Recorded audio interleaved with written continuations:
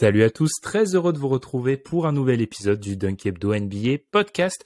Les finales de conférence battent leur plein, mais aujourd'hui, on va revenir un petit peu sur les derniers éliminés. Et on va faire le fameux post-mortem qu'on aime bien faire à propos des équipes éliminées en play-off, sur lesquelles il y a beaucoup de choses à dire. Aujourd'hui, notre attention sera concentrée sur les Suns, les Sixers et les Bucks.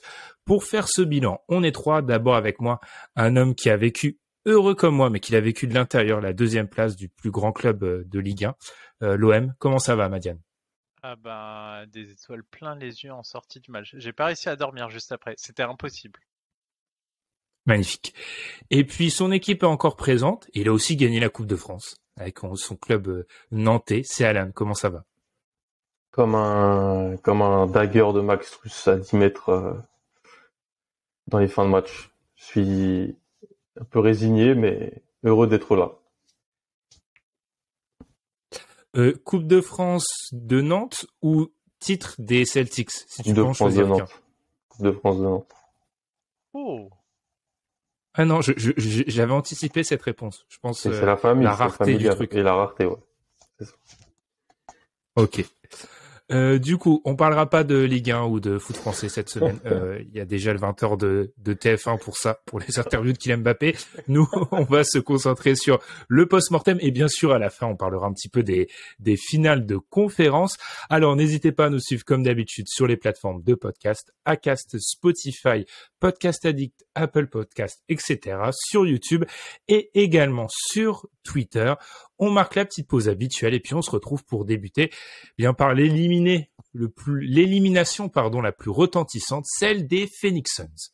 Phoenix éliminé en 7 matchs contre les Mavericks. On en avait déjà parlé dans notre épisode de la semaine dernière à propos des finales de conférence. Mais cette fois-ci, on va un petit peu creuser par rapport à cette élimination. Alors d'abord, Madiane et Alan, on va revenir sur le match 7. Et je vais commencer par toi, Madiane, du coup.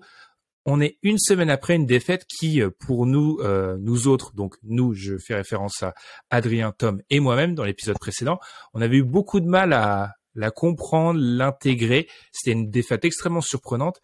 Une semaine après, est-ce que c'est toujours aussi inexplicable, mais aussi historique comme défaite? inexplicable, je pense pas. Je pense qu'on va essayer d'explorer des pistes autour de ça. Moi, finalement, dans mon cheminement, j'ai trouvé un comparatif avec le crash des Houston Rockets de James Harden face à San Antonio. Alors que avant le contre de Ginobili très clutch, ils étaient sur le point de prendre le 6 et de terminer. Et le 7, ils sont inexistants avec notamment du coup leur maître à jouer qui disparaît. Alors il disparaît que pour le match 7 alors que sur Chris Paul, il y a eu des matchs avant déjà douteux. Mais en tout cas, moi j'ai beaucoup pensé à ça. Donc oui, c'est quelque chose dont on va se souvenir parce qu'une équipe qui se crache en étant favorite à domicile aussi fortement sur un Game 7, c'est quand même extrêmement rare. Même sentiment, Alan. Donc, une défaite vraiment...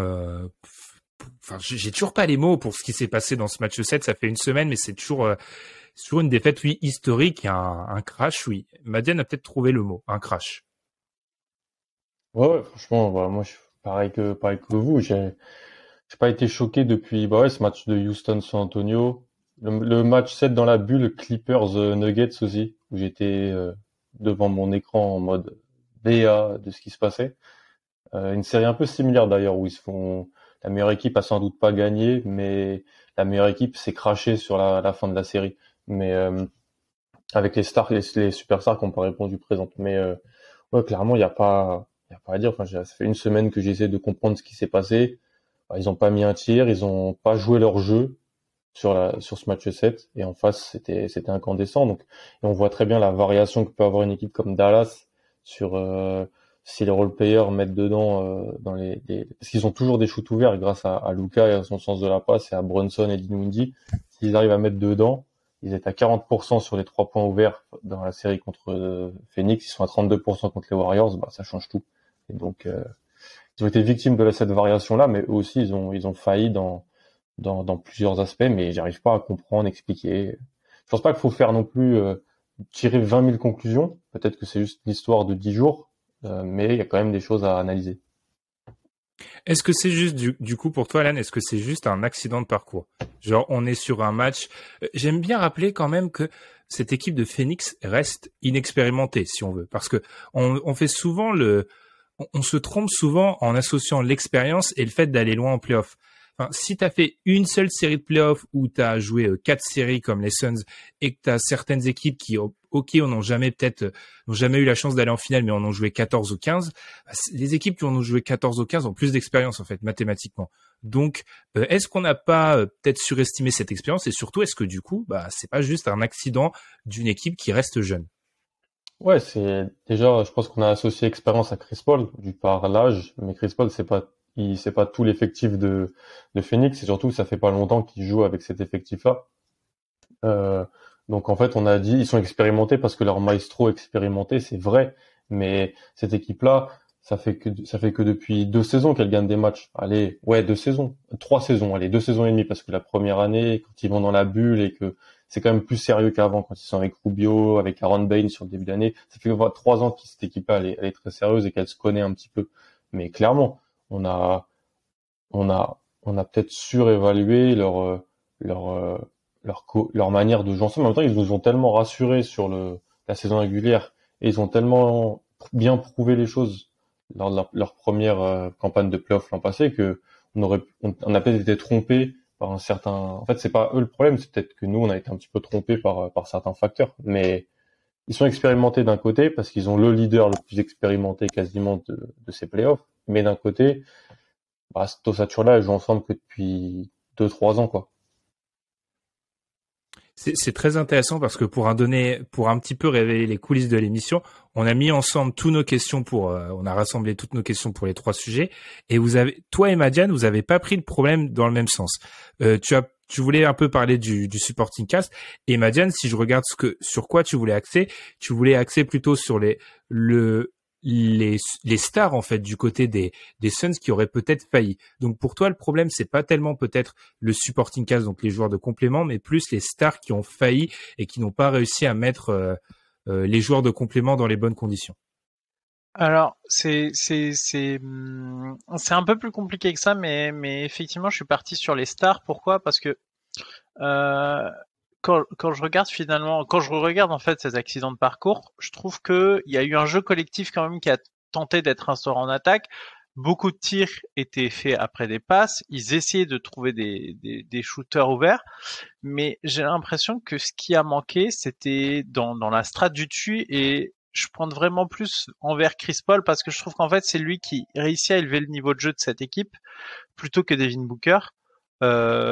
Et en fait, j'avais l'impression que le fait que Chris Paul ne soit pas en dedans dans le match a rendu leur système beaucoup moins efficace parce qu'ils avaient du mal à contrôler en fait l'attaque, le rythme de leur attaque et réussir à prendre à défaut la défense. Et j'ai vraiment trouvé que du coup les role players sont effectivement on peut pointer du doigt etc. Mais je trouve qu'ils ont plus pris leurs responsabilités par moment que leur leader naturel. Et j'ai pas trouvé le jeu d'attaque stéréotypé avec beaucoup d'ISO, des tirs casse-croûte. C'est juste que ça allait pas par une imitation de talent. Et je pense que c'est plutôt le haut du panier qui a failli dans cette affaire-là que les role players. Mais évidemment, je pense que la réponse, elle se situe entre les deux, mais je suis assez d'accord sur le fait que notamment Chris Paul ait pas réussi à ruisseler sur le reste de l'équipe. Et je pense que ça se voit beaucoup dans le match 7 où des joueurs prennent des tirs qui sont pas censés prendre. Enfin, il y a la séquence où Jake Crowder en prend beaucoup. Il y a aussi un moment où Torrey Craig Grant il prend des tirs. Enfin, c'est des séquences où tu vois que dans la répartition des tirs, ce sont pas les joueurs qui habituellement prennent les tirs qui sont amenés à les prendre. Alors, il y a peut-être une notion de pression aussi. C'est une équipe qui n'avait jamais joué de match 7. Donc peut-être qu'à ce moment-là, les genoux ont un petit peu tremblé et que certains joueurs n'ont pas osé prendre leurs responsabilités. Si on s'écarte un petit peu de ce match 7-là et qu'on entame l'intersaison des Suns et si on regarde un petit peu plus loin.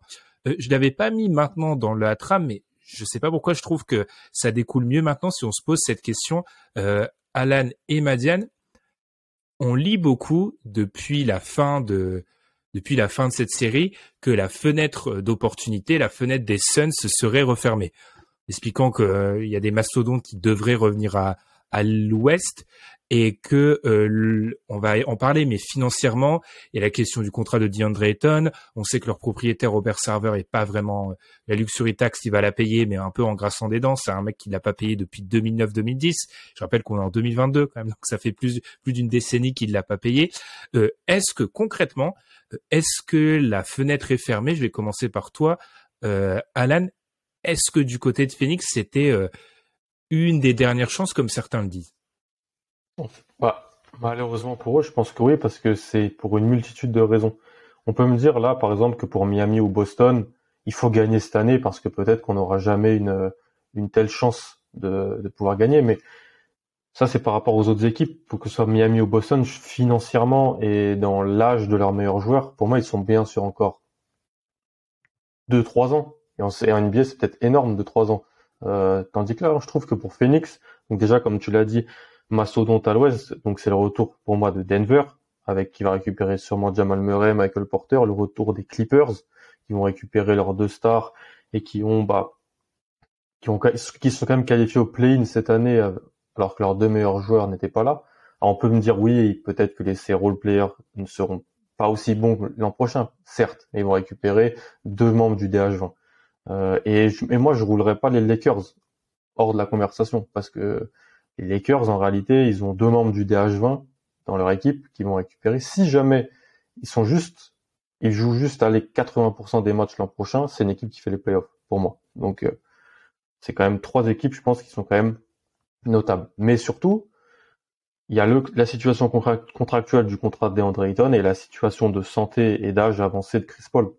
Donc, en fait, pour moi, Chris Paul, l'an prochain, il ne peut pas jouer 30 minutes en saison régulière si tu veux qu'il soit optimal pour les playoffs. Parce que il se pète tout le temps en bluff depuis quelques années. C'est des blessures à la fois musculaires. On peut me parler de malchance, c'est vrai. Mais en fait, c'est la base du sport. C'est quand t'es plus âgé, t'as tendance à plus te blesser. Parce que c'est normal. T'as beaucoup de kilomètres au compteur. Et donc, rien que pour ça, eux-mêmes, ils sont un petit peu moins bons. Ils seront jamais aussi bons que l'an dernier ou que même cette année, je pense, avec Chris Paul. Et la situation contractuelle d'Ayton qui va forcer peut-être à des sacrifices d'un roster. Est-ce que tu peux aussi donner une extension à Cam Johnson? Qu'est-ce que tu fais de Jake Crowder? Tu peux récupérer peut-être Dario Saric qui va revenir, mais quel Dario Saric tu vas récupérer après plus d'1 an sans jouer? Donc en fait, ils ont pas simplement leur conférence elle va être meilleure l'an prochain. Il y a aussi pour moi des problèmes internes qui font que la fenêtre elle s'est peut-être refermée. Ouais. T'en penses quoi, toi, Madiane? Est-ce qu'elle s'est aussi refermée ou alors pas totalement refermée, mais on va dire qu'on voit de moins en moins? Si à mes yeux, elle s'est refermée, mais de manière temporaire. Je m'explique, c'est que là, en fait, tu avais une fenêtre en termes de paiement de tes joueurs où tu ne payais ni Ayton ni Bridges. Ils étaient encore sous leur premier contrat. Là, tu vas rentrer dans la fenêtre où on verra ce qui se passera cet été, mais théoriquement, tu vas payer Bridges, c'est sûr, et normalement Ayton. Donc, tu ne peux pas faire cohabiter avec ça l'énorme contrat de Chris Paul. Ce n'est plus une situation viable. Tu ne peux pas avoir 4 contrats. Bridges, il va avoir 20 millions de dollars. Tu peux pas avoir avec ça le contrat de Booker, un contrat de Ayton qui, quoi qu'il arrive, sera très élevé. Si les Suns le re-signent, il n'y a aucun moyen que ce soit peu cher. Et donc à partir de là, oui, cette fenêtre-là avec Chris Paul qui en plus déclinera de plus en plus, faut pas se leurrer.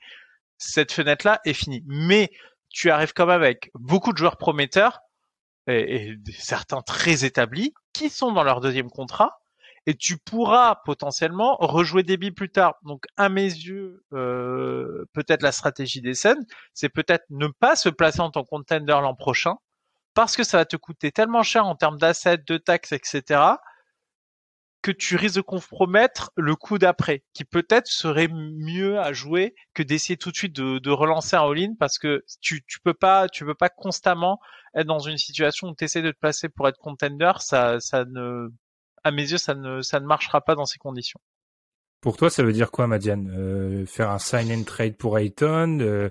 Moi, je garderais Ayton. Moi, pour moi, ce serait de garder Ayton et de voir ce qu'il est possible de. Peut-être que en fait, c'est se débarrasser de certains role-players, se débarrasser de Crowder qui va peut-être intéresser du monde, se débarrasser de Saric éventuellement qui lui aussi prend quand même quasiment 10 millions la saison. En fait, se débarrasser de tous ceux qui ont un peu de valeur et qui permettront de récupérer et de temporiser en disant on signe, on a une base Booker, Ayton, Bridges, on les a sur longtemps. Chris Paul, on voit ce qui se passe avec, mais de toute façon, à mon avis, il y aura pas de fenêtre, donc on gère et on se fait une saison où on va aller en playoff, mais on ne joue pas le titre. T'as aussi l'extension de Shamet, hein, qui commence l'année prochaine à 10 millions l'année sur 4 ans. Ouais.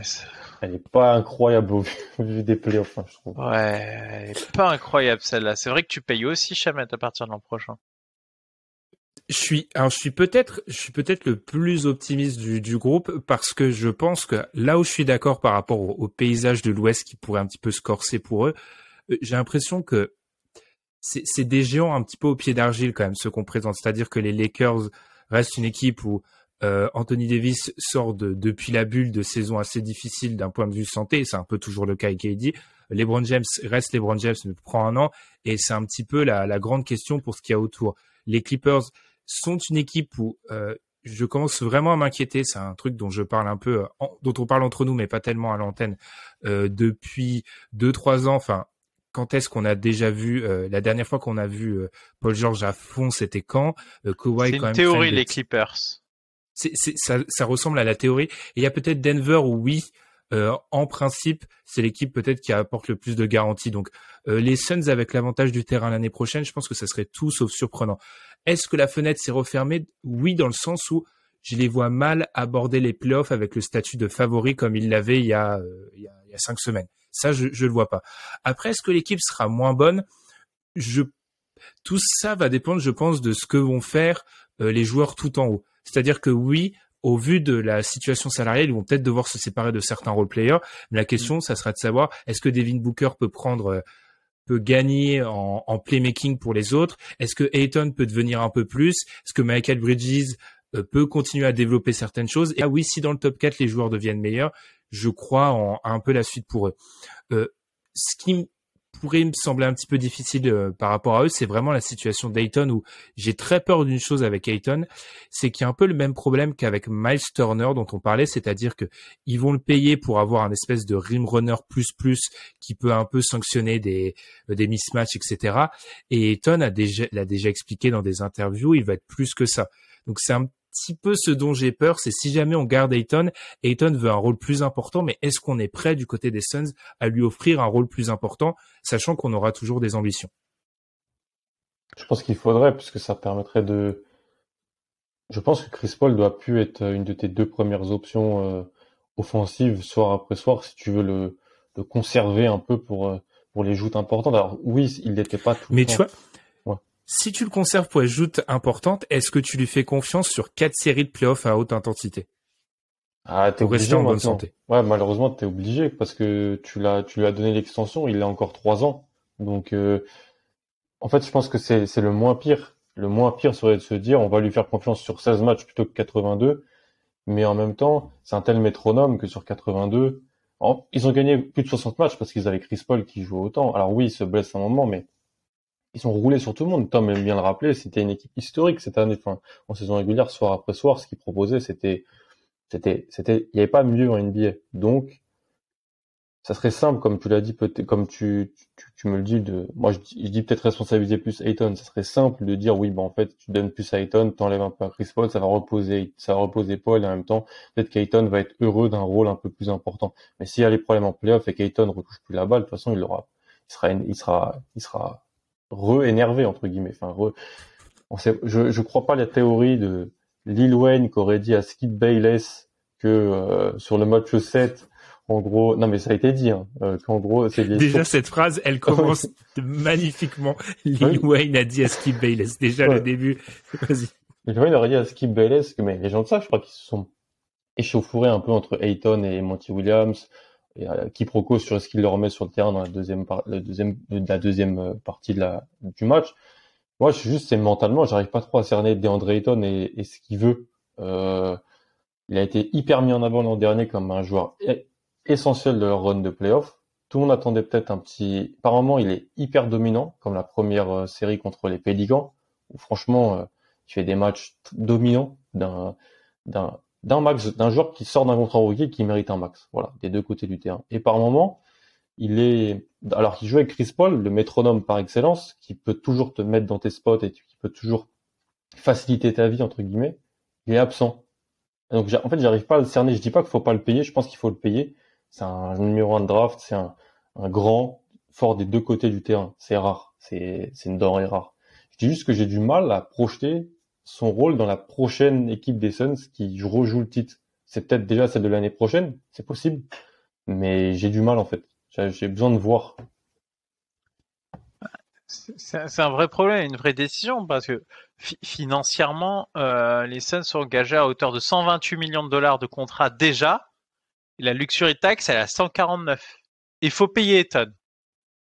C'est quand même une situation plutôt compliquée à mes yeux. Ça va être difficile, hein, parce que c'est une décision où si tu signes Ayton, pour moi, c'est un quasi-mariage, parce que si jamais tu renonces après, c'est un aveu d'échec terrible. Et en même temps, ne pas le re-signer alors que tu l'as drafté numéro 1, ça me paraît être une décision très compliquée. Et moi, j'ai peur qu'on arrive à ce genre de contrats parfois qui sont signés où les mecs sont pas forcément... Dans tous les cas, ils vont être mi-perdants. Parce que s'ils leur signent cher, ils vont dire « Oh, c'est trop cher pour Ayton », et s'ils leur signent pas, ils vont dire « Oh, ils ont drafté un joueur numéro 1 qui re-signe pas ». Dans tous les cas, j'ai l'impression qu'ils vont être mi-perdants. En fait, peut-être que la seule issue serait de l'envoyer ailleurs après l'avoir signé pour récupérer quelque chose, parce que en fait, j'ai l'impression que eux-mêmes ne sont pas convaincus, et s'ils le signent, ce serait du dépit, ce qui est dommage, parce que moi, je pense que c'est plutôt il faut plutôt se dire, on le garde, on a une base solide et on repart sur un run plus tard avec ces 3 joueurs qu'on a signés au long terme. Mais ça va être très difficile, parce que, comme dit, la taxe, elle va vraiment coûter cher ce coup-ci pour une équipe qui sera pas forcément favorite. Sachant que t'as que 9 joueurs sans contrat. Hein. Si on retire les mecs qui vont être restricted, t'en as que 9, c'est-à-dire que le contrat de Ayton pourrait être amené dans la taxe, et quoi qu'il arrive, les autres joueurs t'y amèneront. Par rapport à Ayton, il y a ce truc où, effectivement, je pense que je suis d'accord, Alan, on les jugera perdants quoi qu'il arrive. Il y a aussi, dans le jugement face à ses pairs, Ayton a annoncé qu'il voulait un max, et je disais ça de la part de Bobby Marks sur les pivots au max, les gars, ou en tout cas on va dire les intérieurs au max. Jokic, Towns, Embiid, Gobert, Adebayo, il est pas dans cette conversation. On parle que de mecs qui ont été cités dans un DH20 d'un membre de l'équipe l'année dernière, tous. Donc c'est très compliqué. Ayton n'est pas dans cette conversation-là. Donc ça va être très compliqué. Après, moi je réfléchissais par exemple à une équipe comme les Hornets. Les Hornets, s'ils rejettent le cap-hold par exemple d'Amon Trezarel et font 2-3 petits moves financiers, pourraient, si jamais Ayton, il entre dans la free agency restrictive, c'est une équipe qui pourrait très bien tenter sa chance en fait sur Ayton en lui disant le max, ça nous donne notre intérieur. Alors est-ce que ça va régler leur problème de dilettante? Parfois je ne crois pas, mais en tout cas c'est un pari qu'ils pourraient tenter. Et là Phoenix est dans une situation où ils vont s'aligner quoi qu'il arrive, et là on pourrait trouver dans la situation que dont Tom parle souvent, où au lieu d'avoir un mec sécurisé sur X années, tu l'as sur 2 années de moins, et du coup il pourrait être free agent dès 2025 au lieu de 2026 par exemple. Des situations un peu moins un peu moins bonne. Très bien. Mais c'est quand même fou comment un match peut changer le destin d'une équipe, parce que je pense pas qu'on ait ce genre de conversation s'ils passent le 7, et même si tu perds contre les Warriors en vrai. Ouais, on n'a pas les mêmes conversations, je pense. Très bien. Alors, on était censé faire une 20aine de minutes, on a en gros sur ça, on va passer un peu plus froid, moins de désert, on va aller du côté de Philly, et un peu moins plaisante la conversation, je pense aussi. Donc Philly éliminé par Miami, malgré un Joel Embiid héroïque à 12% de ses capacités, qui s'est quand même battu, mais c'était trop peu. Moi, j'ai posé une question pour démarrer, les gars. J'ai l'impression que chaque année avec Philly, on nous parle d'une intersaison décisive. Est-ce que celle-ci, elle l'est vraiment? Ou alors, est-ce qu'elle se noie dans les autres intersaisons de Philly? Moi, en fait, c'est justement, c'est le plan de Philly. C'est quoi le plan de Philly? Parce que Philly, c'est quand même une équipe qui a fait all-in sur all-in sur all-in sur all-in. Non mais, on en Ils est ont plus là. de jetons. Non mais, il y a un moment, c'est ça. C'est pour ça que je tenais ce discours à Sun, je pensais notamment à Philly, c'est-à-dire que, en fait, tu ne peux pas rester longtemps dans une situation de contender, en plus en étant dans autant de constats d'échecs. C'est ça qui me dérange. Par exemple, le contrat de Tobias Harris dont on peut parler, c'est juste parce qu'ils ont fait all-in. Avec Embiid, Harry, c'est des all-in. C'est le résultat de tout ça. Et tu passes ton temps chaque année à brûler des assets, sauf que, tu te rends compte que mon Embiid, tout héroïque qu'il est, des playoffs à 100% de Embiid, j'ai pas vu, pour l'instant. Il y a tout le temps eu un truc. Tout le temps. À n'importe quel moment. Pas de chance, pas de chance, c'est peut-être lié à sa façon de jouer. Tout le temps eu quelque chose. Harris, par rapport à ce qu'il est payé, sa production ne va pas. Il peut aider. Je dis ça parce que j'ai entendu ça à la télévision française. Tobias Harris peut aider un mec top 20 salaire NBA. Il peut aider. Je me suis dit qu'on était perdu pour la suite. Je te laisse continuer, Madiane. Harden. Je vais pas paraphraser ce qu'a dit son coéquipier au poste de pivot, mais je le pense quand même plus ou moins aussi. C'est que c'est pas le même. Et il faut pas, par rapport à ce qu'il est, le statut qu'il avait et son statut actuel dans l'équipe, c'est pas la même chose. Et ce qu'on a vu au Nets, c'était pas forcément de la démotivation, c'était peut-être tout simplement l'absence de capacité à faire, qui s'est beaucoup plus révélé du coup d'un seul coup. C'est-à-dire que autant au Nets, j'avais des doutes, mais j'ai temporisé. Autant là, il y a quand même des révélateurs de ce qui est devenu James Harden, et c'est pas grave, hein, ça reste un excellent joueur. Mais par rapport au statut qu'il a et au prix que tu pourrais le payer, c'est pas la même chose. Et après, t'as un peu ton coup de chance au milieu de tout ça. T'as un mec en deuxième année de contrat qui pourrait, à mes yeux, être un grand motif d'espoir pour la suite. Mais par contre, je pense qu'il va falloir repartir d'une nouvelle copie. Si tu veux regarder cette base amie de Maxi, moi ça me paraît être une bonne base. Mais je pense qu'autour, il y a du ménage à faire. Ça manque de role player. Je trouve que le jeu qu'ils produisent est pas bien. Clairement, je trouve pas que c'est une bonne équipe de basket. C'est une équipe qui brille parce que elle a des individualités fortes, mais ça a pas l'air d'être une bonne équipe collective. Ça me pose énormément de soucis. Et moi, je pense que les Sixers devraient arrêter de faire all-in pour une fois et peut-être un peu nettoyer le roster et faire un point sur des opportunités qui arriveraient dans 1 ou 2 ans. Alan, alors on nettoie le roster, et puis est-ce que parmi le nettoyage, on en profite pour dégager ton ami Doc Rivers par la même occasion? Mais en fait, c'est marrant parce que intersaison décisive, mais c'est parce qu'en fait, on dit depuis 3-4 ans que le prime de Joel Embiid sera peut-être plus court que ceux des autres stars NBA. Donc c'est peut-être pour ça qu'il y a cette envie du côté de Philly ou même des fans de Philly de toujours être ultra compétitif pour profiter de la meilleure période de ton meilleur joueur. Donc c'est pour ça. Ensuite, c'est vrai qu'ils ont eu un peu de malchance en vrai. Ils sont là, mais jamais normalement, t'as ton numéro 1 de draft que t'as drafté il y a 6 ans, en fait, il joue pas de l'année et tu dois l'échanger parce que il veut plus jouer.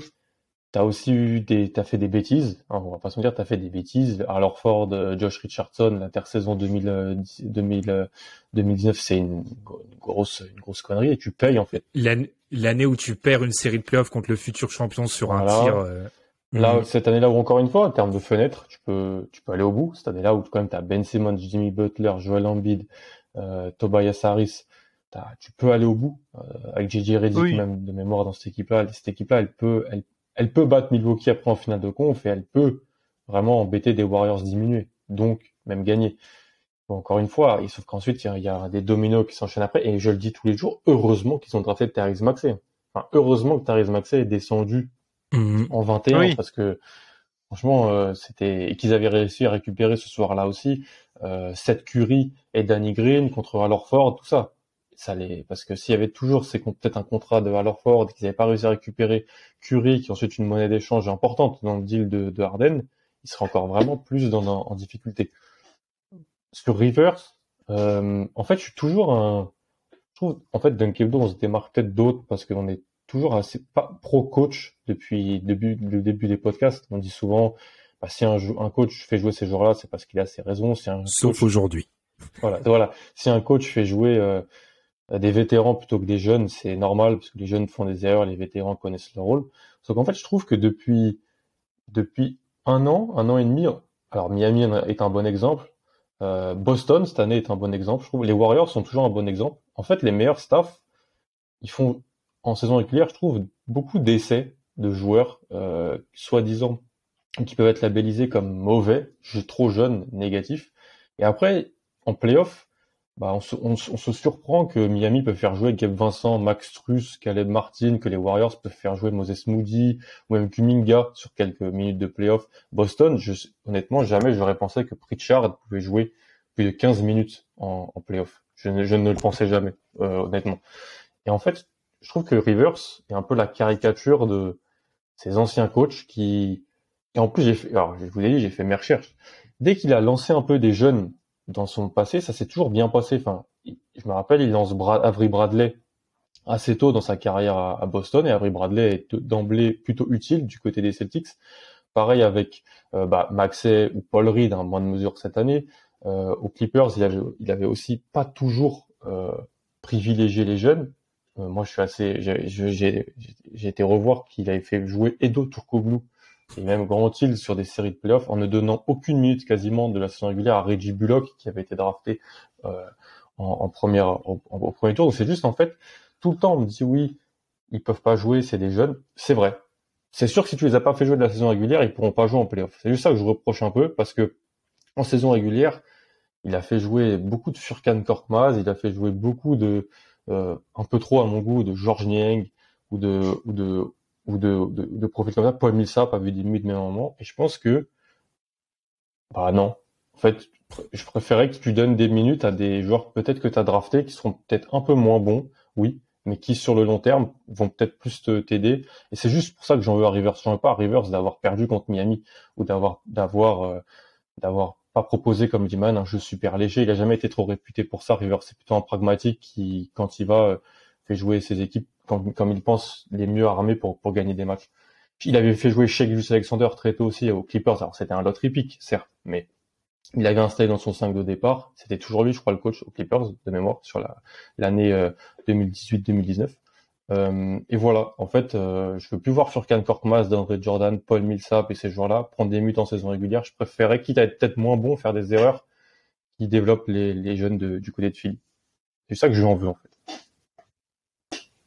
Je pense, alors loin de moi l'idée de défendre Doc Rivers, mais quand tu regardes l'exemple des Warriors, des Celtics et du Heat, il y a aussi cette stabilité d'année en année sur l'effectif que n'a pas Rivers. Donc en fait, le mec cherche déjà, je pense, à avoir un 5 cohérent avec les autres pièces. Et alors je l'excuse pas, parce qu'effectivement, là où on est parfois pro-coach, ce qu'on a vu de DeAndre Jordan ou certains autres vétérans sur séquence, ça ne doit pas jouer. On est d'accord. D'ailleurs, quand on regarde les exemples, c'est intéressant de voir que, par exemple, un mec comme Maxey ou Shai joue peut-être parce que aussi, ce sont des mecs draftés très haut, tu vois, alors que Bullock, c'est un fin de premier tour. Alors Bradley, c'est un peu différent, c'est un fin de premier tour aussi à l'époque de Boston, mais bref. Effectivement, c'est la vieille école, il n'y a pas vraiment de confiance dans les jeunes joueurs. T'en penses quoi, Madiane, du coup? Est-ce que Doc Rivers, on rappelle que Doc Rivers est sous contrat jusqu'en 2024-2025. Première question, est-ce qu'il doit partir? Deuxième question, est-ce qu'il va partir? Ça, c'est difficile. Alors, est-ce qu'il doit partir? Bah, il y a la question des Lakers, mais en fait, déjà, moi, en fait, ça dépend de ta stratégie. Si t'as envie de refaire un coup de, c'est reparti, on remet des jetons dans la machine et on essaye de gagner, garde Doc Rivers. Mais à mes yeux, ce serait très contre-productif. Je pense que de toute façon, tu n'arriveras pas à te mettre en position de gagner à partir de cette base-là, et qu'il y a des choses à revoir dans la copie avant de pouvoir envisager la victoire. Et donc pour moi, garder Doc Rivers, c'est peut-être pas une bonne idée forcément, quoique, hein, dans les situations, il a toujours été, dans les équipes qui étaient un peu moins attendues, il a toujours surperformé.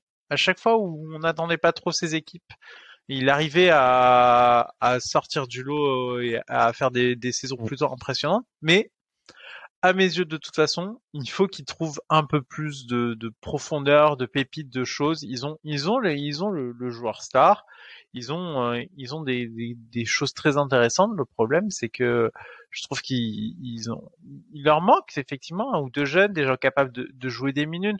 Je trouve que voilà, Danny Green, quand je le vois sur un terrain, c'est pas le pire, mais Il est loin d'être le moins scandaleux. Hein. Il est non, meilleur c'est pas le Tybalt sur les pire. playoffs. Hein. Non, il est meilleur que Tybalt, mais moi je pense que ça va pas s'améliorer avec le temps là, Danny Green.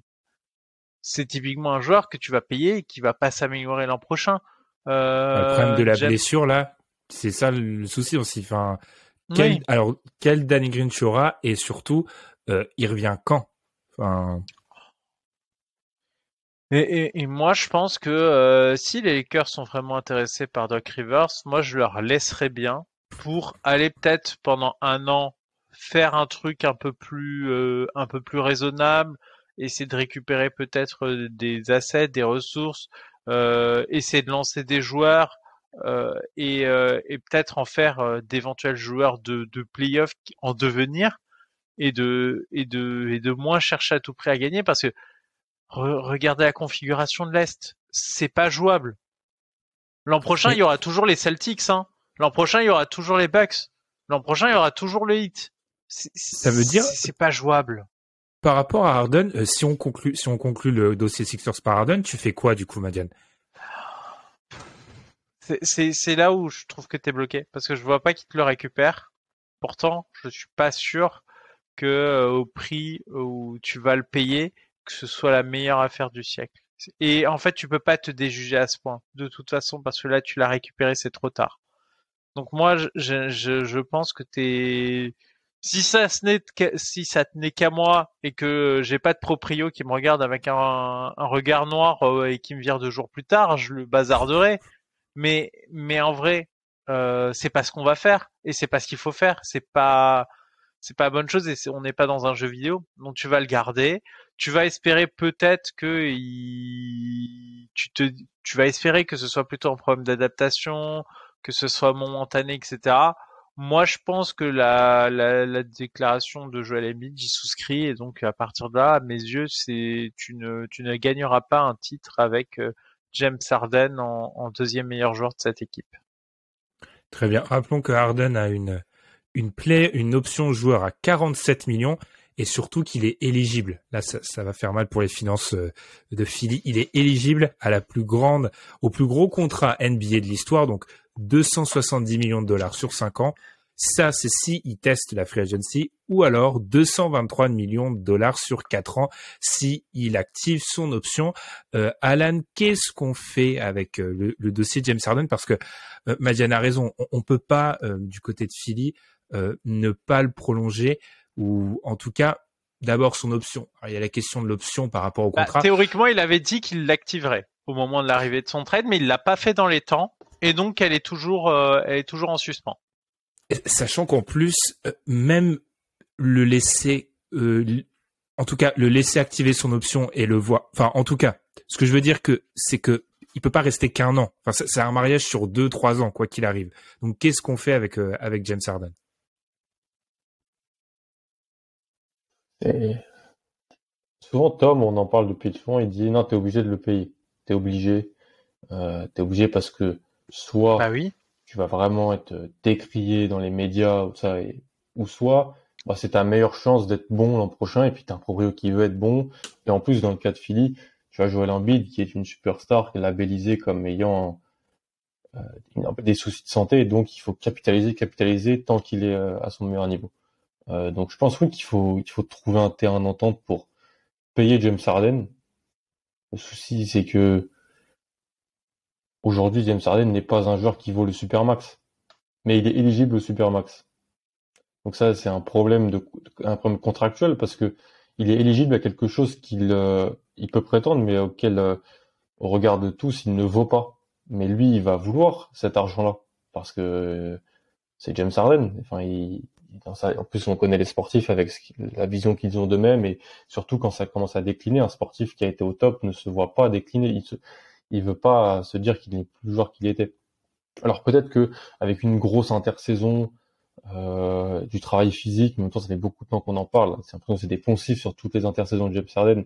On aura un Harden plus en forme l'an prochain. Moi, je pense quand même que euh, la version de James Harden l'an dernier à Brooklyn, qui jouait avec Kyrie et KD, c'est ce qui doit être aujourd'hui. Playmaker, Kyrie, excellente option 3 ou moyenne plus option 2. C'est ce qui doit être aujourd'hui. Il ne peut plus être ce joueur-là, mais en fait, il est éligible à un prix de option numéro 1. Donc ça pose un problème en fait. Parce que si tu lui donnes pas, il va dire mais moi je les vaux. Je sais pas en fait. Il y a beaucoup d'incertitudes. Je veux voir le contrat qu'ils vont lui donner. J'arrive pas à imaginer.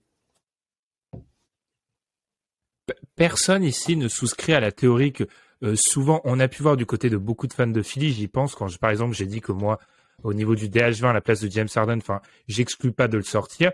Beaucoup de fans de Philly m'ont dit c'est dur, le mec n'a pas eu vraiment une vraie intersaison, il était blessé. On souscrit pas à la théorie de l'année un petit peu difficile d'un joueur qui en réalité reste un mec qui a un niveau top 10 NBA sur les 3 derniers. Il y a encore 2 ans et demi, quoi. On souscrit pas du tout à cette idée-là. Il y a le passif des Nets, en fait. Et moi, là-dessus, je regarde entre ces déclarations, comment ça s'est passé quand il n'y avait pas, du coup, quand il y avait l'absence de Kyrie, quand il y a eu l'absence de KD, ce que ça donnait, lui. Et ça donnait pas une bonne équipe de Brooklyn Nets. Les Nets étaient nulle part, en fait, à partir du moment où KD a disparu et que Kyrie était pas là à cause des problèmes de vaccination. Et cette équipe-là était pas bonne. Et le leader, l'option numéro 1, était ce James Harden. Donc on peut me dire ce qu'on veut sur oui, mais il était dans une équipe différente, etc. Mais à mes yeux, je ne vois pas James Harden réussir à prendre des responsabilités de numéro 1, qui est le montant du contrat qu'on est censé lui offrir. Et qu'a priori, les Sixers vont lui offrir pour ne pas se déjuger. Mais effectivement, le verre était déjà dans le fruit au moment des Nets. C'est juste que même moi, je l'ai pas vu, mais je l'ai senti très fort parce que j'ai instantanément commencé à regarder de plus près les Sixers dès lors qu'il est arrivé. Et ça se voit, c'est pas le même, mais c'est logique. Il a fait tellement de saisons au haut niveau, mais c'est pas une option numéro 1, clairement pas. C'est intéressant parce que si on juge ça, si on est tous d'accord là-dessus, ils vont pas faire le nettoyage dont tu parles, Madiane, mais je pense qu'au niveau des ambitions, ils vont être obligés de les revoir à la baisse parce que c'est une équipe qui visait le titre, assurément. Et je pense que si, dans les faits, tes options 1, 2, 3, c'est Embiid, le Harden qu'on a vu cette année, même un petit peu mieux, et Maxi qui reste très jeune, qui sera dans sa 3e année, tu ne vises pas le titre. En fait, tu ne vises pas le titre dans les faits. Donc, leurs ambitions vont être automatiquement revues à la baisse. On aura le temps de parler de Philly, je pense, parce qu'il va se passer des choses cet été. On va finir par les Bucks à l'année Madiane. Les Bucks qui sont donc sortis en 7 de cette série très âpre, de très haut niveau contre les Celtics. Est-ce qu'il faut pas faire attention, Alan, à pas tomber dans le oui, mais il y avait pas Chris Middleton, c'est-à-dire tomber dans l'analyse un peu facile, pas réévaluer son effectif et penser que la simple présence de Middleton les aurait amenés irrémédiablement vers le titre. Ouais, clairement. C'est ce que. Et en même temps, c'est facile. Et en même temps, on peut pas leur en vouloir d'un joueur de niveau All-Star, qui a été décisif sur plusieurs campagnes de playoffs, qui a été excellent par moment dans les playoffs l'an dernier, qui est un joueur des deux côtés du terrain, ce qui manque à Milwaukee. Donc clairement, on est face à une blessure qui a influé la série. Et d'ailleurs, c'est pour ça que moi, j'avais Milwaukee favori des playoffs en fait au début, avant ces playoffs, parce que pour moi, c'était au complet non seulement la meilleure équipe, enfin l'équipe que je voyais aller au bout avec le meilleur joueur et en même temps avec des joueurs derrière très solides. Par contre, ce qu'ont révélé ces playoffs pour moi, et même un petit peu de la saison régulière, c'est une profondeur un petit peu surévaluée de two-way player du côté des Bucks, je trouve. Et souvent, ça a été le cas dans les grandes équipes ces 10 dernières années, des role players trop unidimensionnels. Et c'était le cas d'ailleurs à Philly. Il y en avait aussi du côté de Philly. Les équipes qui sont là, en fait, elles ont pas de role player, à part peut-être Dallas, apparemment, de role player unidimensionnel, hein. Les deux côtés du terrain, c'est pas négatif. Donc, et eux, pour moi, avec Grayson Allen, avec Bobby Portis par moment, parce que même Bobby Portis, s'il est pas mauvais sur la série contre Boston, enfin défensivement, quand il y avait des switches sur Bobby Portis, moi ça m'allait très bien. George Hill, pareil, qui ne peut plus jouer, en playoff. Ou alors faut vraiment qu'il revienne en bonne santé, parce qu'il l'était pas. Je trouve qu'en fait ça a révélé que de un, il y a des joueurs qui ont vieilli dans cet effectif. Brook Lopez, notamment, George Hill aussi. Et c'était un manque de two-way player qu'ils avaient l'an dernier, quand ils avaient PJ Tucker, notamment, quand ils avaient d'autres joueurs comme ça, qu'ils avaient moins cette année. Et donc, à part Pat Connaughton, à part, par moment, Wes Matthews, je trouve que cet effectif-là n'était pas le plus armé, même dans une série sans Middleton. Donc ouais, je pense qu'il y a du travail de retooling, de role-player à faire à Milwaukee. T'en penses quoi, Madiane? Du coup, je suis assez d'accord. Moi, je vous avoue que j'ai encore un trauma vis-à-vis de la série de Grayson Allen qui est odieuse. Enfin, 2/18 contre les Celtics, constamment ciblé en face. Et on l'a vu, on voit un peu. Alors, Dallas est mené 3-0. J'ai appris à pas enterrer Dallas après ce qui s'est passé dans le tour précédent. Mais on voit que dans les trois équipes, du coup, un peu les trois hautes qui restent ciblées des joueurs défensivement, les rares joueurs qui sont ciblés d'un côté du terrain te le font payer de l'autre. Donc en fait, ce que Grayson Allen n'a pas réussi à faire, et c'est un peu le symbole aussi d'un côté de l'absence de Middleton, parce que si Middleton est présent, Allen ne joue pas autant, et là tout est un peu, une partie est réglée. Et de l'autre, Madiane, oui, il y a certains joueurs du banc du côté de Milwaukee qui ne sont plus assez bons. Clairement, et je souscris pleinement à l'analyse d'Alan, je la partage entièrement, c'est que il y a des choses très rassurantes. La série de Giroud, qui quand même, je trouve, a été très chiant. Alan, je pense que tu n'as pas apprécié l'avoir en face. Quand il prend plein de pull-up à mi-distance, ça me va. Quand il défend sur son meilleur joueur, ça me va pas. Voilà, mais je pense que ses responsabilités offensives, il les a pris parce que il devait. Mais je pense que c'est pas son avenir. Je pense que c'est la meilleure phrase. Il a dit, il est pas assez bon pour être option 2, il est trop bon pour être option 3. C'est la meilleure phrase pour jouer l'idée, je trouve. Ouais. Par contre, Ibaka, on s'en doutait au moment du trade. Je crois que je l'avais nominé dans les trophées Isaiah Thomas, il me semble. Voilà. Pour moi, c'est fini. Le trade est horrible, parce qu'il y a DiVincenzo, qui veut peut-être t'aider en playoff. Non, mais oui, évidemment. Mais je pense qu'on a vraiment été bon dans l'analyse de ce trade parce que je crois que ça convainquait pas grand monde chez nous cette affaire. Je sais qu'on en avait discuté dans un épisode et ça avait pas convaincu grand monde parce que déjà Ibaka l'an dernier, c'était douteux, sa saison régulière a été douteuse au moment du trade, ça sentait pas le bon plan. Donc voilà, tu sais que ça c'est pas bon. Effectivement, Bobby Portis, au-delà des effets un peu, en fait, il monte de l'activité, donc c'est une fausse impression sur le terrain. Mais dans les faits, effectivement, je pense que tu peux pas avoir un joueur aussi négatif, même s'il aide, mais ça peut pas être ton joueur 6 de ta rotation ou voire 7.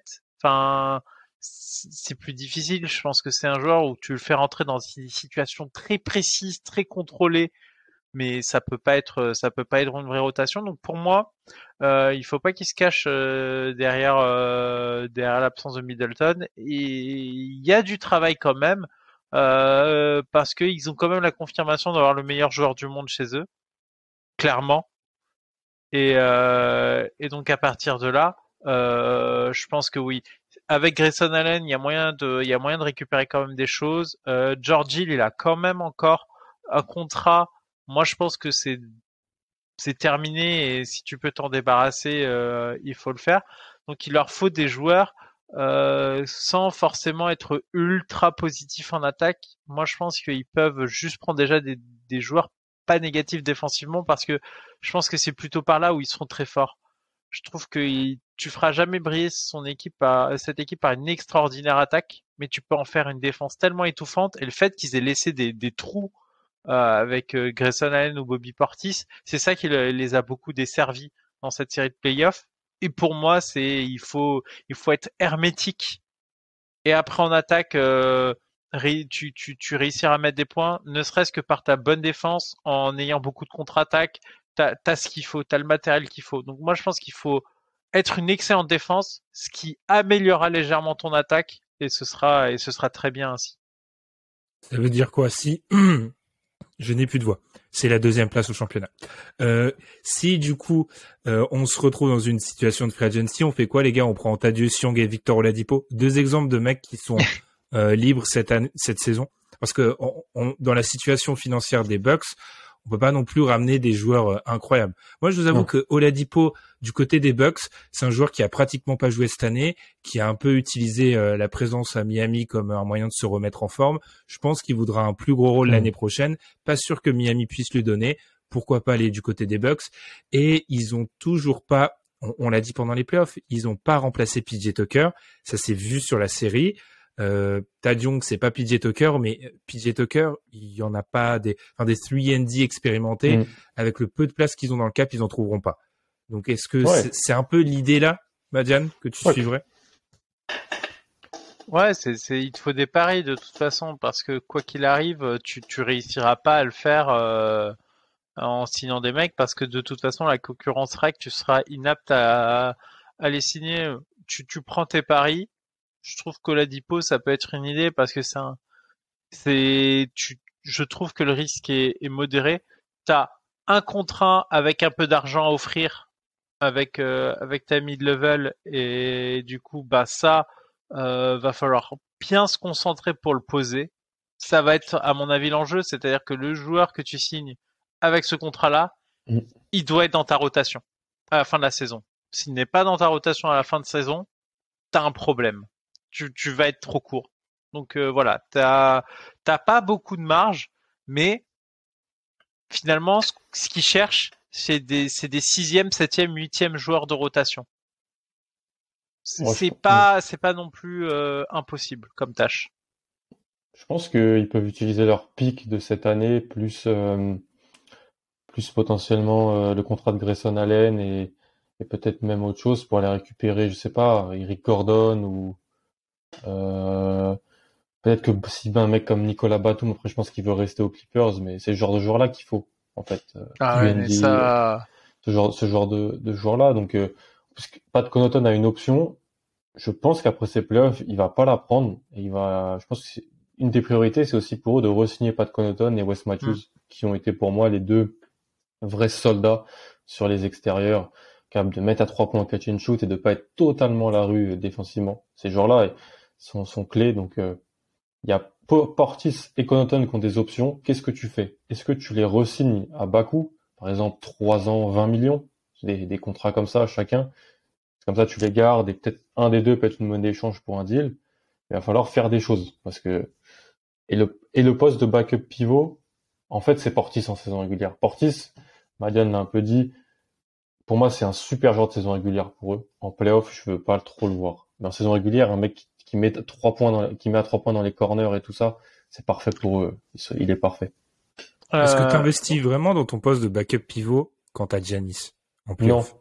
Mais pour la saison régulière, oui, parce que je veux pas que Giannis joue trop backup pivot saison régulière. Mais en vrai, je pense que Portis, lui donner 3 ans, 18 millions ou 2 ans, 14 millions, je pense pas que c'est un trop gros investissement. Je trouve qu'il est par moment intéressant. Quand tu rajoutes Middleton dans cette équipe-là, Portis est beaucoup moins à la rue. Et dans la situation où t'es, de toute façon, un joueur qui n'est pas dans ton effectif, hors mid-level, tu vas pas pouvoir le signer pour cher. Et du coup, ça te fait pas une excellente monnaie d'échange dans le futur. Donc à mes yeux, c'est re-signer Portis, ça reste quand même très intéressant parce que ça fait un moment qu'il est dans l'effectif, et donc du coup tu es apte à le re-signer, ce qui ne sera pas le cas pour un joueur à l'extérieur de celui-ci. Et un joueur au minimum avec autant d'apports que Bobby Portis, ça reste quand même Ça existe pour pas. moi trop casse-gueule à chercher. Donc tu le gardes et tu vois où ça t'emmène parce que sinon sinon tu vas pas y arriver sur la free agency. C'est mort. Tu l'avais signé pour 2 ans 9 millions Sorti des Knicks de l'été mémoire. dernier. Ah non, ouais. Ouais. Ouais, il a été signé en non-bird. Ouais, ça va être quand même tendu, hein, cette affaire. Je pense que t'as plus de chance déjà avec Pat Connaughton qu'avec Bobby Portis. Victor Oladipo. Et non, parce que, non, j'insiste, mais parce que je trouve qu'il leur faut aussi des joueurs qui, dans ces situations de playoff, alors, je demande pas des meneurs, mais juste des mecs qui capacité de prendre la balle parfois, juste la porter et de faire une passe ou de poser deux dribbles et de faire une passe, ce que Grayson Allen ne peut pas faire, par exemple, où ils ont certains joueurs de leur effectif qui ne sont pas en capacité de faire ça. Jordi, il est quand même un joueur en fin de course. Portis, c'est un peu un trou noir quand même la plupart du temps quand on lui donne le ballon. Donc, il faut aussi qu'ils aient des joueurs capables de prendre la gonfle, faire 2-3 dribbles et passer. Je pense que, alors c'est un pari, mais de toute façon, soit ils tentent de toute façon, avec leur situation salariale, soit tu l'as dit, Madiane, ça a des joueurs au minimum où il y a pratiquement aucun espoir, soit tu tentes des petits paris comme ça. Attention à pas multiplier les paris parce que ça reste une équipe. On a beaucoup, pas critiqué, on a beaucoup nuancé, mais s'ils sont complets, ils sont quand même pas loin de le soulever le titre. Donc, il faut pas non plus trop paniquer. On va terminer, les gars, on est obligé d'en parler. Les finales de conf, c'est en ce moment. On a une série à 3-0 du côté des Warriors et de Dallas à l'ouest. On a une série à 2-1 du côté du Heat et des Celtics, 2-1 pour le Heat. Vous voulez parler de laquelle en premier? Celle où il y a le moins de trucs à dire. Warriors Dallas. Alors, est-ce que, Madiane, le supporting cast de Dallas, qui était pas bon il y a 15 jours, qui est devenu incroyable à l'issue du match 7, il en est où à l'heure actuelle? Il en est que je trouve pas que ce soit dingue vraiment ce que propose Golden State. Mais le truc, c'est que ça a le mérite d'être cohérent avec l'expérience qu'il faut en plus dans les cadres de l'équipe. Et ça suffit en fait. Ça va peut-être suffire. Je pense que ça se termine en 4-1 et pas en sweep, mais ça va largement suffire. Et on voit les limites clairement de la construction d'effectifs. Il y a vraiment beaucoup trop de gens qui peuvent pas fouler un parquet en playoff sans se faire sanctionner très fort. Et en fait, tu mises vraiment beaucoup trop sur ton adresse. Et comme elle est en berne, bah tu te retrouves à 0-3 en 2 temps 3 mouvements. Donc c'est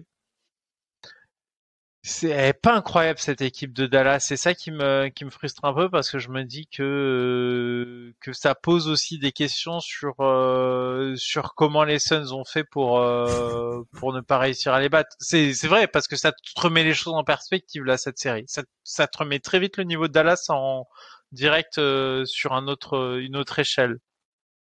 Je pense que c'est surtout, enfin, je sais pas si Alan est d'accord aussi, leur niveau défensif qui est beaucoup mis à mal. Enfin, on a eu la première série contre le Jazz, on s'est dit, ah bon, le Jazz est en difficulté, le Jazz est à bout de souffle, le Jazz est en fin de route, ça peut expliquer que leur attaque pâtit. On a eu la Phoenix qui fait 2 très bons matchs pour démarrer la série, et puis l'attaque des Suns, on l'a dit, déjoue complètement dans le match 7, et là on a commencé à se dire, ah, peut-être que c'est la stratégie de Dallas, et il fallait donner du crédit à Jason Kidd. Je trouve toujours qu'il fallait lui en donner, hein, mais là on voit que face à une équipe où il y a énormément de mouvements de balles, où il y a des menaces de shooters démentiel. Alors c'est difficile pour n'importe quelle défense. C'est l'enfer, mais il souffre particulièrement. Ouais, clairement. Il souffre des deux côtés du terrain. Défensivement parce que ils sont pas assez athlétiques en fait pour suivre sur les premiers pas de Poole, de Steph notamment. Et puis le spacing des Warriors n'est pas le spacing du Jazz ni le spacing des Suns. Donc, tout en faisant jouer autant Kevon Looney, qui je pensais n'était pas jouable dans une série face à Luka Doncic, ça arrive à prouver l'inverse. Et de l'autre côté du terrain, je l'ai dit en début d'émission, mais ils sont à 32% sur les 3 points ouverts. Ils étaient à 40% sur la série contre Phoenix. C'est une différence de 8 points. C'est énorme. C'est totalement énorme. Surtout quand on prend 45 par match à peu près des 3 points, c'est quasiment ça sur les 3 premiers matchs. Ils en prennent quasiment 45 et Bullock sans son match 2 fait baisser encore plus la statistique parce qu'il est, je crois, à 6 sur 10 ou 7 sur 10 dans ce match 2. Donc c'est une équipe à haute variance offensive. On est dans une ligue en 2022, comme il y a beaucoup de 3 points, c'est très variant, mais alors, eux, ils sont vraiment sur cette variance parce que à part Luka et à part Brunson, personne va au cercle, personne même peut poser un dribble. Dans les Bertans, Finney-Smith, Bullock, pour attaquer même Kleber, attaquer un close-out, c'est super compliqué. Donc ils font pas une très bonne série au niveau de l'adresse et ça les tue. Mais moi c'est la théorie de la foule à poule, mais moi j'ai l'impression aussi que leur mauvaise adresse est la conséquence des efforts qu'ils doivent consentir défensivement pour défendre une équipe qui est beaucoup plus dangereuse que ce qu'ils ont affronté auparavant. Et en vrai, c'est sur un tempo bien différent aussi. Ouais. Et en fait, toute l'énergie que tu dépensais pas, tu te retrouves plus court sur tes shoots quand t'es fatigué. Et moi aussi, j'ai l'impression que il y a l'adresse, il y a aussi le fait que Golden State, ça reste aussi cohérent en défense. Mais les tirs ouverts qu'ils mettent pas, c'est aussi parce qu'ils sont un peu plus fatigués que ce qu'ils étaient sur les séries précédentes. C'est intéressant parce que dans l'idée, l'attaque de Phoenix, c'est très bonne aussi. Enfin, je pense, tu vois, je me mets à la place d'un auditeur, on peut se dire, ils ont défendu l'attaque de Phoenix, elle est très bonne. C'est juste, elle est plus dure à défendre, cette attaque des Warriors. Enfin, il suffit de regarder le terrain. Le rythme, ça bouge partout. Je sais plus, j'ai entendu ça où, mais les Warriors t'obligent à défendre chaque millimètre du terrain. Enfin, chaque espace doit être défendu. Là où, alors, c'est un peu une formule exagérée, mais c'est un peu moins le cas avec d'autres équipes. Là où le mouvement de balle des Warriors, par exemple, truc typique, ils ont affronté une série où Donovan Mitchell est pratiquement le 3/4 du temps le porteur de balle. Ils affrontent une série où Chris Paul est la plupart du temps le porteur de balle. Là, ils se retrouvent dans une série où le meneur de jeu parfois démarre les attaques off. Enfin, c'est un truc qu'ils n'avaient pas vu pour l'instant. Il y a beaucoup de choses qui font que cette attaque des Warriors est difficile à défendre. Et je rejoins Alan. Enfin, pour moi, il y a un symbole, c'est Kleber qui fait une série où parfois sur séquence, c'est Larry Bird dans la série d'avant. Enfin, il est extraordinaire au niveau de l'adresse. Et là, il est à 2 sur, il en a pris 4, 5 et 5. Il est à 2 sur 14, je crois, sur la série. Donc, pour terminer, est-ce que, Madiane a déjà donné la réponse, est-ce que ça se termine en sweep pour toi, Alan, ou pas? Je dirais pas que c'est impossible, hein. Clairement. On aime souvent donner un des 2 matchs, quand il y a 2-0, après une équipe qui gagne les 2 matchs à domicile, on aime bien dire que l'équipe qui va recevoir les 2 suivants va au moins en prendre un des 2, mais c'est pas impossible parce que les Warriors sont même pas si bons que ça, je trouve, c'est pas impossible qu'il y ait un craquage au de l'attaque des Warriors et qu'ils en mettent 130, hein. Parce que, alors oui, Steph est excellent, mais Clay continue d'avoir la sélection de shoot la plus atroce pour une superstar du monde, faut en parler quand même, il prend des tirs qui sont, mais n'importe quel autre prend des tirs comme ça, il se fait taper dessus. Poole est pas si incroyable que ça. Il joue moins aussi parce que je pense que Kerr a très peur qu'il se fasse cibler aussi dès qu'il rentre sur le terrain par Luka ou par Brunson. Donc, pour avoir vu les 2 derniers matchs, en plus le deuxième, ils mènent plus de 20 points à un moment, ils se font reprendre. Ça a vraiment pas dû être simple en termes de type de match joué. Ça peut vraiment se finir en 4-0, je pense. Et t'as l'impression que ça craque à chaque fois à la mi-temps. Et moi, j'ai vraiment l'impression qu'ils ont du mal à suivre le rythme. Ils ont vraiment du mal à suivre les Warriors. C'est-à-dire que tu peux les avoir devant dans les 2 premiers quarts-temps, mais ça craque très vite au retour des vestiaires. Et ça, c'est comme le signe on est sur les rotules, on vient jouer 7 matchs et là, on peut pas suivre les mecs d'en face. Et Luka peut pas les porter comme ça tout seul. À chaque fois, finalement, quand ils se font éliminer et quand ça sent les fins de série, c'est aussi que Luka arrive pas à les porter tout seul comme ça. Enfin, c'est inhumain ce qu'il fait. Clairement, enfin, c'est playoff, on sait qu'il est le meilleur joueur du monde, mais Luka, c'est playoff encore une fois. Waouh, c'est un sacré morceau qu'il offre. Si je dois donner mon avis, peut-être que je pencherai pour le sweep, juste statistiquement. Je crois que je l'avais déjà dit il y a quelques années. Il y a 3-4 sweeps par campagne de playoff. On en a eu qu'un pour l'instant. Enfin, c'est rare d'avoir si peu de sweeps. Donc, Est-ce que le C'est deuxième se cache ici? C'est Bravo. nous. Est-ce que le deuxième Ouais. sur les nets, fallait le parier. Est-ce que le deuxième se cache là? Peut-être. En tout cas, juste pour revenir là-dessus, on avait eu cet épisode comment entourer Luka Doncic. Les Mavericks ont ensuite gagné la série, ce qu'on n'avait pas prévu.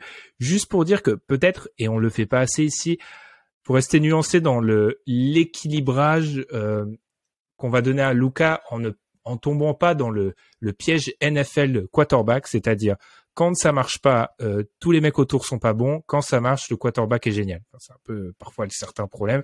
Bah là, je trouve qu'il faut aussi dire, faut redonner du crédit aussi aux role-players des Mavs qui ont fait une fin de série folle et dire que là ils sont pas au niveau et que dans une équipe où t'as un joueur qui a la balle 10 minutes par match, bah ça pardonne pas. Non mais enfin comparé avec les Warriors. C'est juste ça. Effectif face à face. C'est pas possible. Ils sont moins bons. Ouais. Et j'ai hâte de voir vraiment. Si on nous écoute dans le Texas, ne faites pas l'erreur Hawks, réévaluez votre effectif et ne prenez pas cette qualification pour argent comptant. Deuxième série, Madiane, tu t'as dit qu'il y avait plus de trucs à dire. Donc le Heat mène face aux Celtics 2-1 dans une série où il faut pas être en retard. Parce que si vous voyez en gros le premier quart-temps, très souvent, ou les 20 premières minutes, vous avez plus ou moins, la plupart du temps, le nom du vainqueur. Qu'est-ce que tu as à dire sur cette série, Madiane? En fait, elle est très difficile à évaluer cette série. Parce que en fait, déjà on a eu des configurations de matchs tellement différentes à chaque fois, avec des effectifs qui ont à chaque fois bougé, qu'en fait je n'arrive pas à voir le vrai équilibre des forces. C'est-à-dire que moi, j'ai une intime conviction, j'ai l'impression que les Celtics sont meilleurs. Ils ont remporté plus de cartons, c'est toi-même qui le disais très souvent dans notre conversation, c'est que il y a tout le temps l'impression que les Celtics sont meilleurs, mais en face, ils ont une équipe qui, un, lâche pas, et deux, met des runs vraiment forts qui te mettent très vite en difficulté. Et c'est là où j'ai presque l'impression de revoir le scénario de la bulle, où j'ai la sensation d'avoir une meilleure équipe des Celtics, mais où j'ai l'impression qu'ils vont pas réussir à le prendre encore une fois sur les détails où justement je trouve que les Celtics pêchent que sur des détails. Il manque pas grand-chose pour que ce soit une incroyable équipe, mais en fait il y a 2-3 choses, notamment peut-être liées à la jeunesse de leur leader, qui fait que cette équipe déraille de manière parfois un peu inexplicable, de manière trop lourde. Et en face, le Heat il ramasse les jetons et il prend 2 matchs, alors que en soi, j'aurais plutôt vu un 2-1 Celtics dans cette configuration, vu de la physionomie des rencontres. Tu faisais référence à ça, Madiane, j'aime bien parler des cartons. Moi, je trouve cette stat incroyable. Ils ont gagné 2 cartons le Heat en 3 matchs. 2 cartons et ils mènent 2-1. Enfin, je veux dire, il y a 4 cartons dans un match de basket, il y en a eu 12, une 4 égalités, je crois, mais ils en ont gagné 2 et ils mènent 2-1. Enfin, ça n'a aucun sens, cette statistique-là. T'en penses quoi, Alain, du coup, de cette série? Est-ce que tes Celtics, alors moi, je me suis révélé l'épisode dernier, hein, je crois beaucoup dans cette équipe des Celtics. Est-ce que c'est la meilleure équipe de cette série qui est menée 2-1 à l'heure actuelle?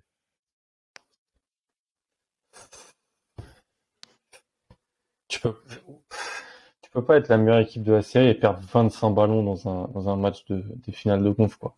Enfin, au bout d'un moment, même si je pense que le talent en haut, c'est-à-dire les les meilleurs moments de la série sont plus forts côté Boston. Et même si par la stat des cartons fait sans doute illustre peut-être que l'équipe est meilleure carton après carton en termes de régularité. Il y a aussi un match où Jimmy Butler ne joue pas une mi-temps. Il y a aussi 2 matchs sans Kyle Lowry, et même si Kyle Lowry est, je trouve, surpayé pour son rôle et son niveau, on a vu que il était très important dans la gestion offensive du jeu du Heat sur le match 3. J'ai quand même la sensation que c'est bête, mais Miami c'est plus ce qu'ils font. Miami sait où aller quand il faut faut passer le cap. Miami sait toujours répondre quand il faut mettre un panier. là où Boston le match 3 est très intéressant sur ça.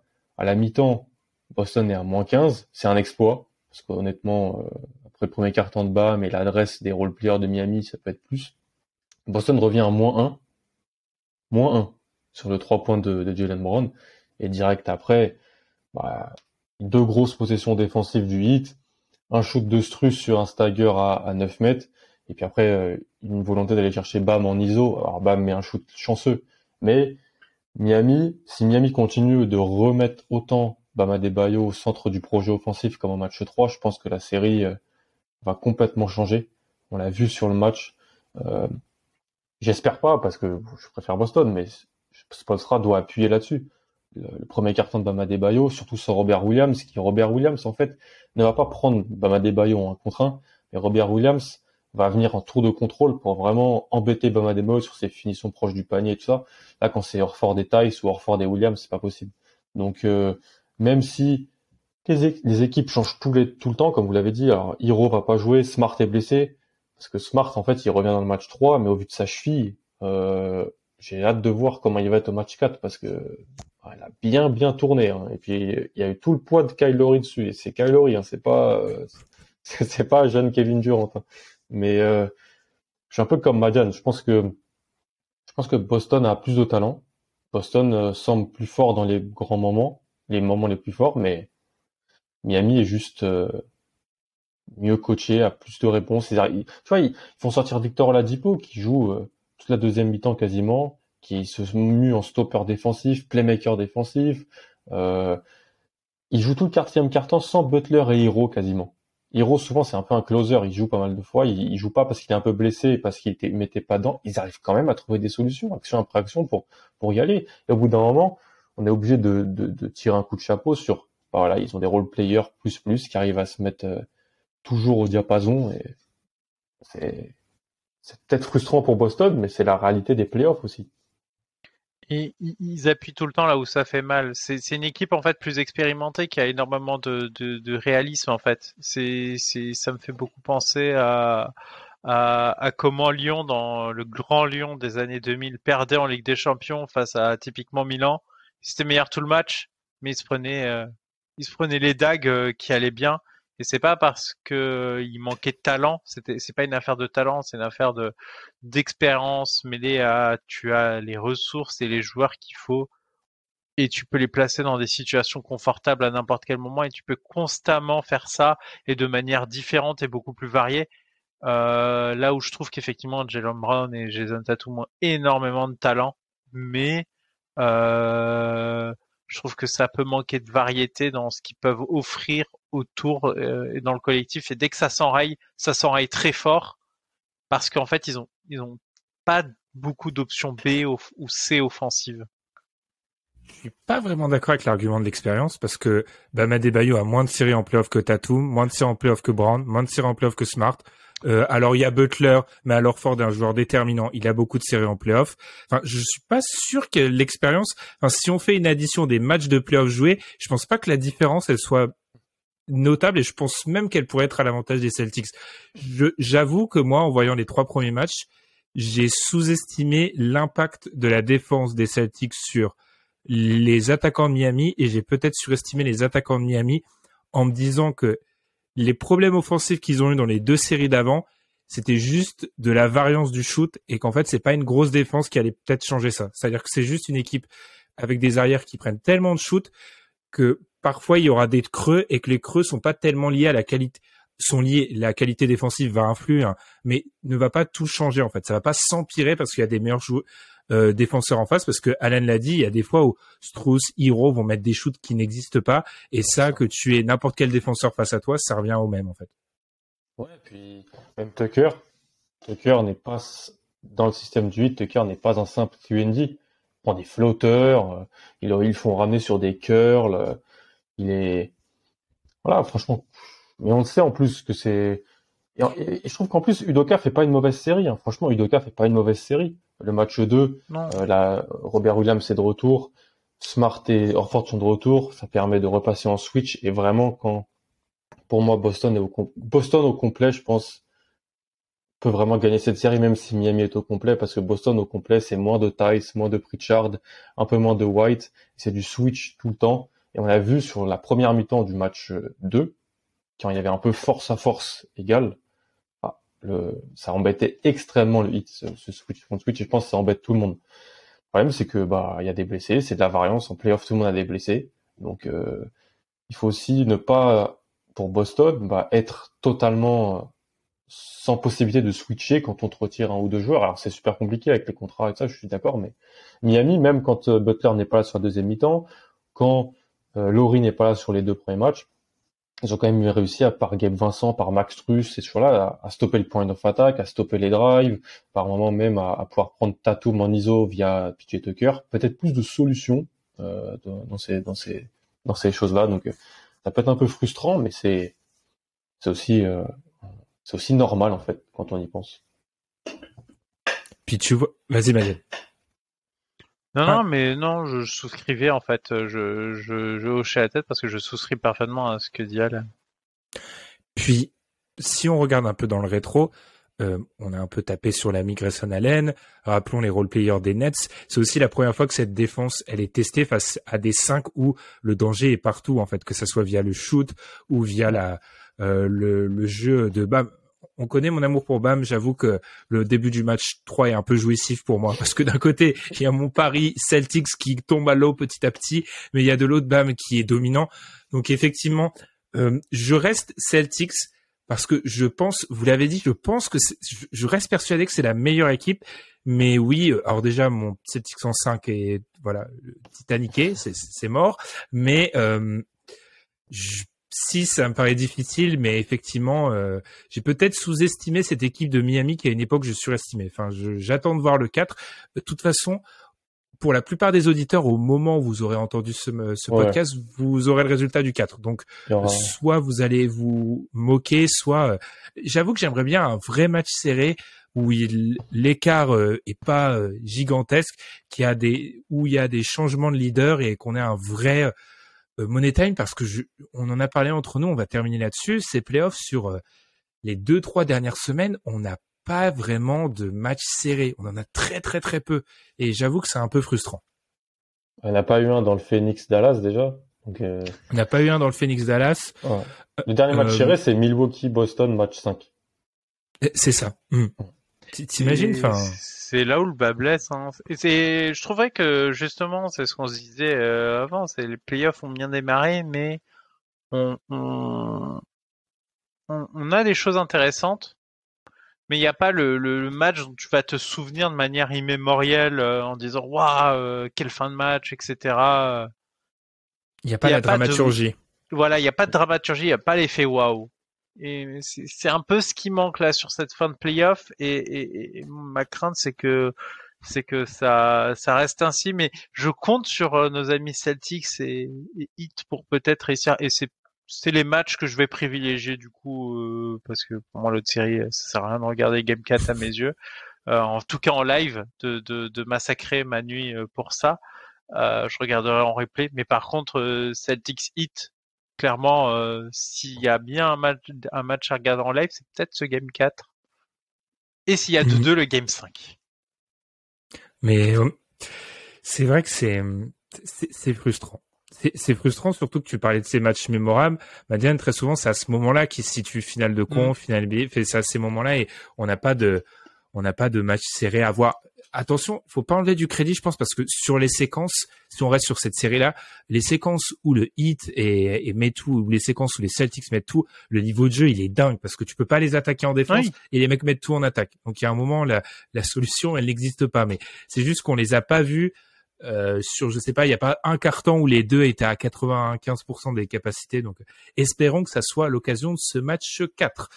Vous allez voir, je dis ça va être un bon vieux blowout des familles. Du coup, on se retrouve très vite pour parler. Et la prochaine fois qu'on va se parler, on va sûrement parler des finales NBA, en tout cas pas loin.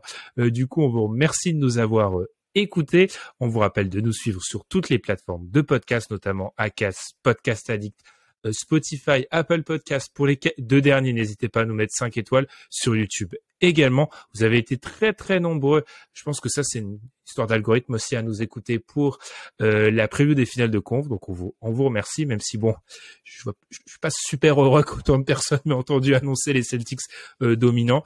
Et je vous remercie Alan et Madiane, je vous remercie les gars et puis on se retrouve très vite pour un nouvel épisode. Salut. Tchuss. Salut.